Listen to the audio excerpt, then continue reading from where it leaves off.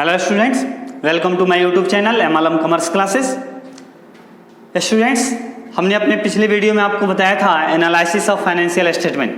ठीक है, financial statement का एनालिसिस का मतलब क्या होता है, ठीक है, यानी कि मीनिंग ऑफ फाइनेंशियल स्टेटमेंट। ठीक है, उसके बाद हमने ये देखा था technique of analysis of financial statement. ठीक है, और उसके साथ साथ हमने देखा था टाइप्स ऑफ या मेथड्स ऑफ फाइनेंशियल एनालिसिस, ठीक है, या एनालिसिस ऑफ फाइनेंशियल स्टेटमेंट।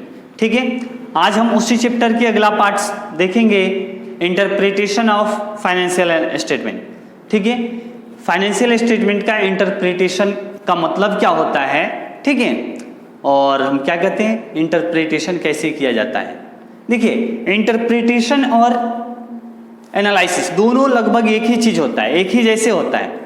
ठीक है, और ये समझिए कि एक मतलब है, आप कह सकते हैं कि एक गाड़ी का दो पहिया, ठीक है, एक गाड़ी का दो पहिया है। ठीक है, तो आपका ये क्या होता है कि एनालिसिस किए बिना आप इंटरप्रिटेशन नहीं कर सकते हैं। और क्या कहते हैं, इंटरप्रिटेशन अगर आप एनालिसिस करके छोड़ देते हैं, इंटरप्रिटेशन नहीं करते हैं, तो फिर एनालिसिस करने का कोई मतलब नहीं होगा। ठीक है, तो आइए आज की इस वीडियो में हम देखेंगे meaning of interpretation of financial statement. Financial statement क्या, इंटरप्रिटेशन मीन्स क्या होता है, यानी कि वित्तीय विवरण का निर्वचन। ठीक है, इंटरप्रिटेशन मीन्स होता है निर्वचन करना। ठीक है, तो वित्तीय विवरण का निर्वचन करना। तो ये निर्वचन मीन्स होता क्या है, किस चीज को हम कहते हैं निर्वचन, इसको यहां हम समझेंगे। ठीक है, देखिए, इंटरप्रिटेशन में be defined as art and science of translating the figure in the financial statement in such a way as to reveal the financial strength and weakness of a business. ठीक है, इसको देखिए, आप समझेंगे, ठीक से समझिए बाबू। Interpretation may be defined as art and science of translating the figure of financial statement। ठीक है, यानी कि इंटरप्रिटेशन क्या होता है, वो आर्ट्स या साइंस होता है।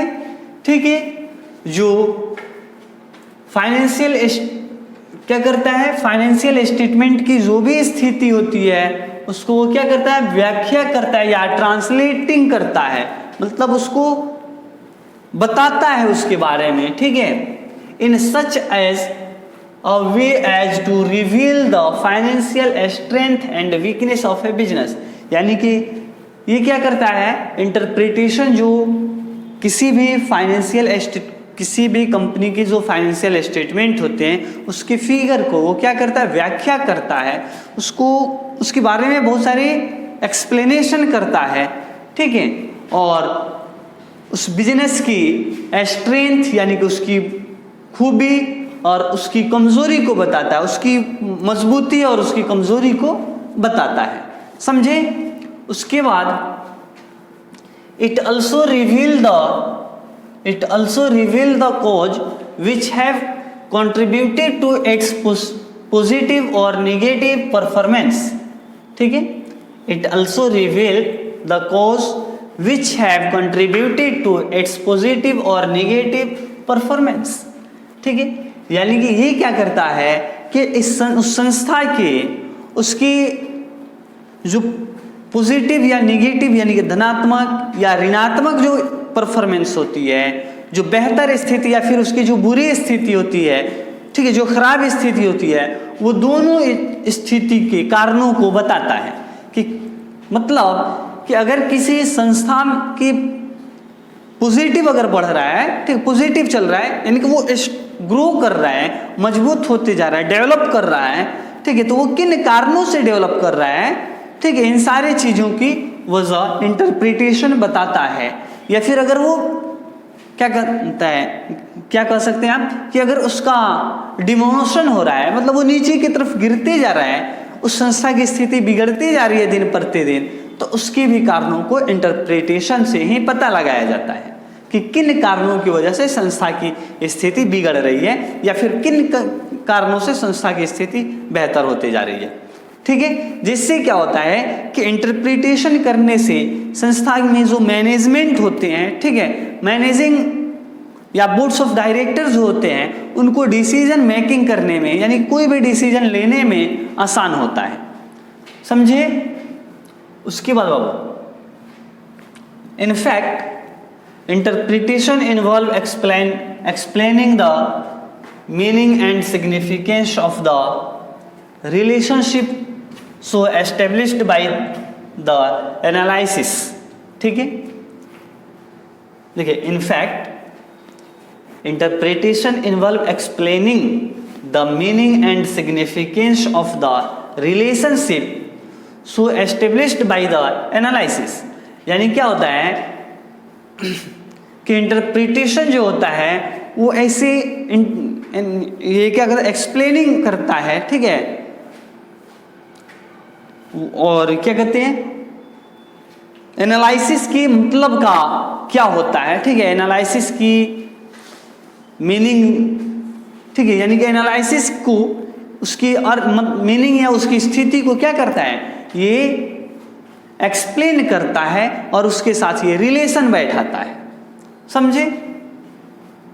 उसके बाद this is done by analysis and comparison. ये किसके द्वारा होता है, इंटरप्रिटेशन किसके द्वारा होता है, एनालिसिस से और कंपैरिजन के द्वारा ही इंटरप्रिटेशन किया जाता है। यानी कि इंटरप्रिटेशन करने के लिए हमें क्या करना होगा, एनालिसिस करना होगा, ठीक है, और कंपैरिजन करना होगा, समझे। उसके बाद क्या कर रहे हैं, दस analysis provide the basis of interpretation, ठीक है, analysis provides the basis of interpretation. यानी कि एनालिसिस जो क्या होता है, इंटरप्रिटेशन के आधार को क्या करता है, बताता है, ठीक है, या आप कह सकते हैं कि एनालिसिस ही इंटरप्रिटेशन का आधार होता है, ठीक है, या आपका क्या कहेंगे कि एनालिसिस जो इंटरप्रिटेशन जो होता है ना, वो किससे आधारित होता है, किसके सहारे होता है, एनालिसिस के सहारे होता है, ठीक है। अब देखिए नेक्स्ट क्या है, analysis and interpretation are two different terms, ठीक है, एनालिसिस और इंटरप्रिटेशन ये दो अलग अलग टर्म्स होते हैं। हाउएवर दे आर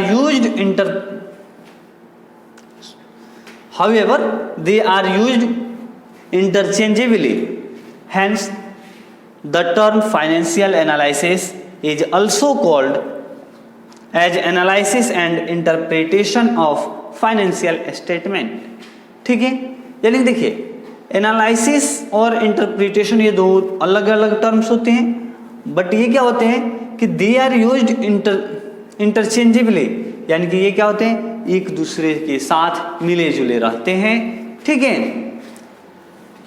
फिर क्या कह रहे हैं, the terms financial analysis is also called, यानी कि जो फाइनेंशियल एनालिसिस का जो टर्म्स होता है उसको हम क्या कहते हैं, एनालिसिस एंड इंटरप्रिटेशन भी कहते हैं, ठीक है। यानी कि फाइनेंशियल एनालिसिस के जो भी टर्म्स होते हैं उसी को हम क्या कहते हैं, एनालिसिस एंड इंटरप्रिटेशन भी कहते हैं, ठीक है। यानी कि वित्तीय विवरण का एनालिसिस और इंटरप्रिटेशन करना कहलाता है, समझे। देखिए analysis and interpretation are two closely related, ठीक है। एनालिसिस और इंटरप्रिटेशन ये दोनों क्या होते हैं, बहुत ही क्लोजली रिलेटेड, यानी कि बहुत ही घनिष्ठ दोनों के बीच संबंध होता है। Because interpretation not possible without analysis, ठीक है, क्योंकि क्या होता है, interpretation is not possible without analysis, यानी कि इंटरप्रिटेशन बिना एनालिसिस के पॉसिबल नहीं है, संभव नहीं है, ठीक है। And analysis is meaningless without interpretation, ठीक है।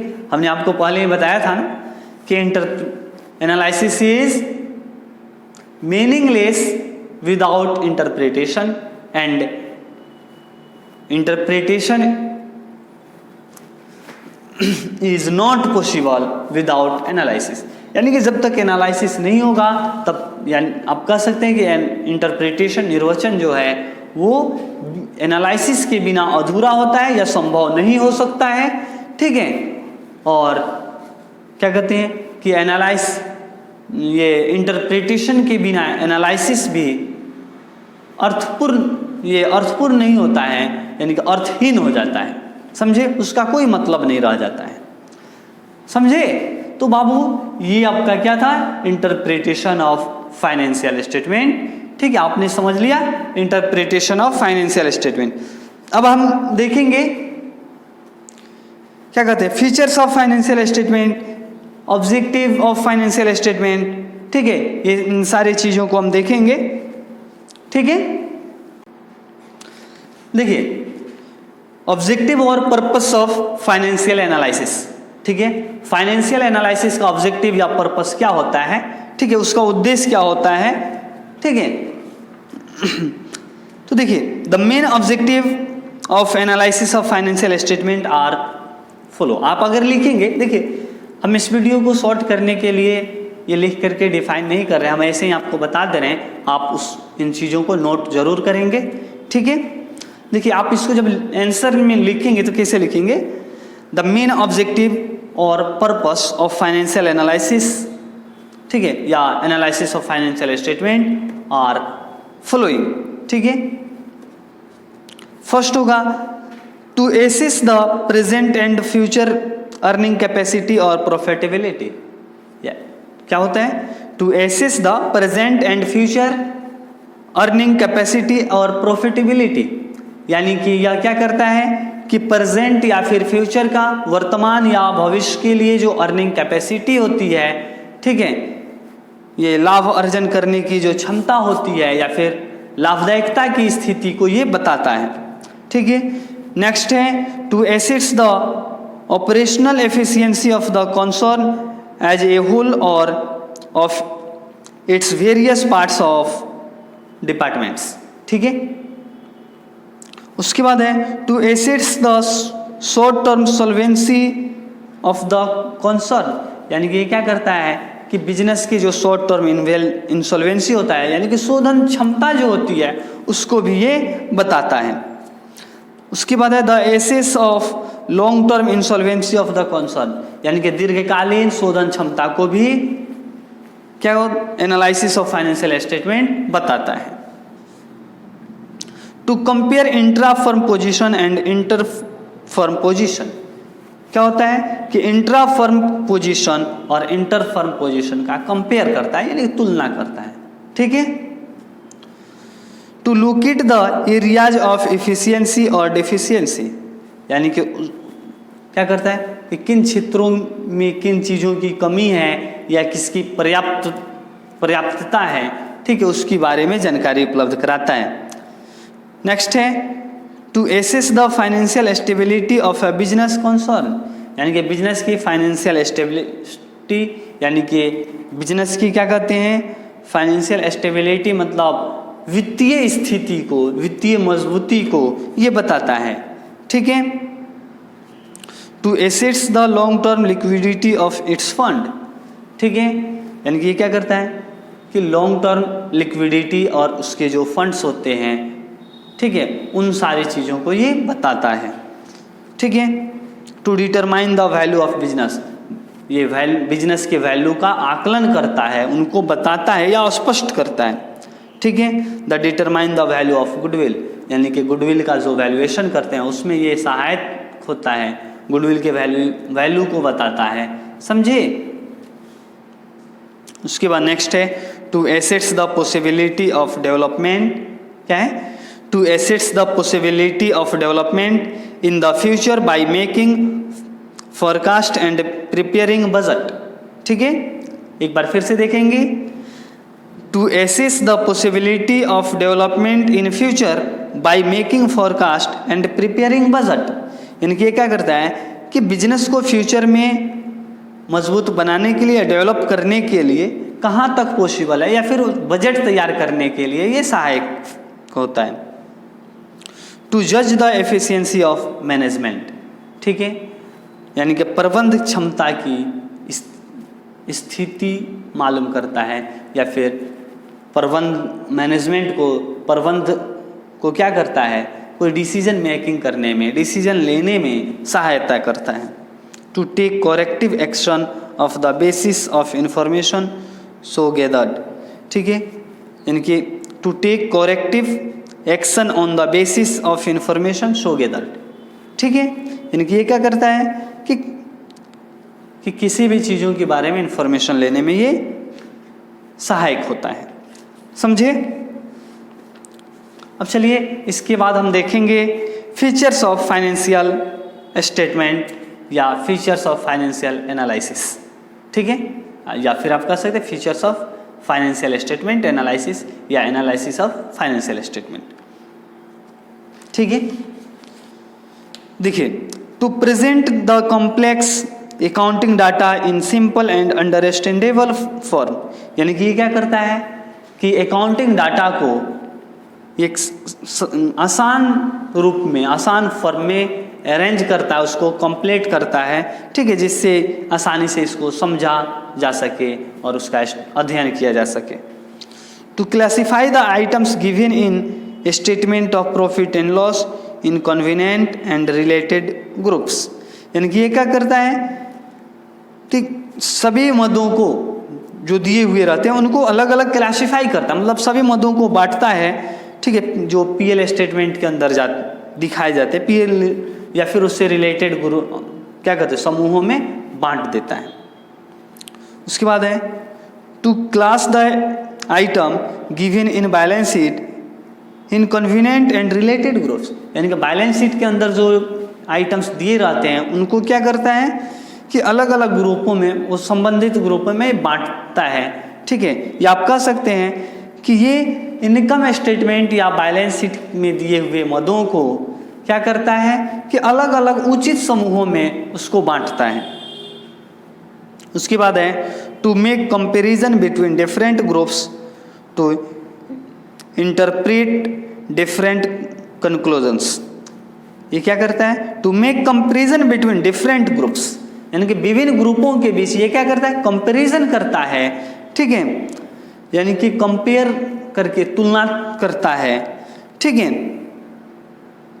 उसके बाद है to convert the means of financial data into useful information which is always in scarce supply, ठीक है, एक बार फिर से देखेंगे, to convert the mass of financial data, ठीक है, to convert the mass of financial data into useful informations which is always in scarce supply, ठीक है, यानी कि ये क्या करता है मास ऑफ फाइनेंशियल डाटा को, यानी फाइनेंशियल डाटा को ये क्या करता है कन्वर्ट करता है, उसको आसान बनाता है और उससे बहुत सारे जो ज़रूरत की से संबंधित सूचनाओं को प्राप्त करता है, ठीक है, और इस तरह से हमेशा करते रहता है। समझे? तो ये रहा आपका features of financial statement analysis and objective of financial statement analysis, ठीक है। इसके साथ आपने ये भी देखा इंटरप्रिटेशन मीन्स क्या होता है, इंटरप्रिटेशन किसको कहते हैं, ठीक है स्टूडेंट्स। तो इसमें एक क्या कहते हैं,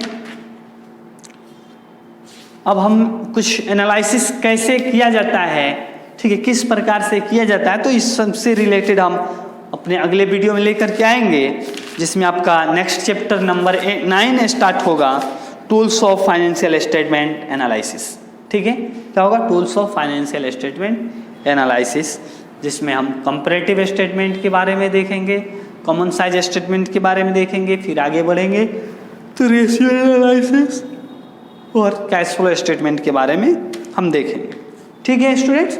तो इन सभी के लिए आप हमारे यूट्यूब चैनल एम आलम कॉमर्स क्लासेज पर बने रहिए, और यदि आप हमारे चैनल पर नए हैं तो प्लीज़ हमारे चैनल को सब्सक्राइब कीजिए, बेल आइकन को ज़रूर दबाइएगा, ठीक है। उसके साथ साथ लाइक कीजिए, कमेंट कीजिए और अपने दोस्तों के पास ज़्यादा से ज़्यादा शेयर भी कीजिए। Thank you.